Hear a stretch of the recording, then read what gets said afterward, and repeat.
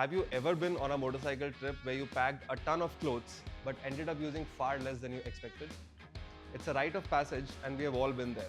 In this episode of Touring Tips, we are looking at a few simple changes that you can make to shrink what's in your luggage.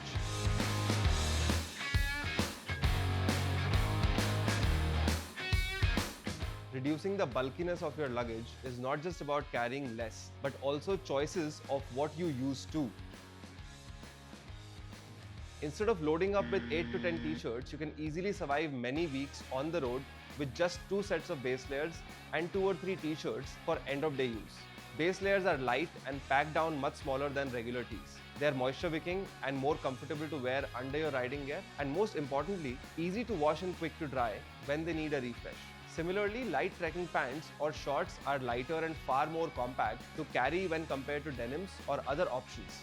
Compact, compressible puffers and a functional mid-layer like the ViaTerra Boreal make a big difference too. Being able to use the same warm jacket under your riding gear and at the end of your ride day eliminates the need to carry additional bulky gear.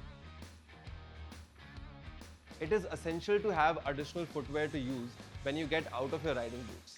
A pair of basic flip-flops will take up almost no room in your luggage. If you prefer closed shoes, something light and compressible will be a lot easier to carry and use.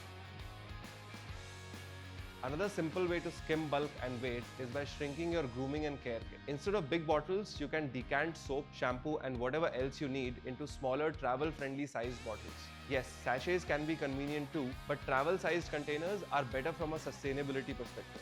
The journey towards lighter luggage is an ongoing pursuit, and these are tips that will help you get started. Do you have hacks that you use to minimize what you carry? Tell us more about them in the comments.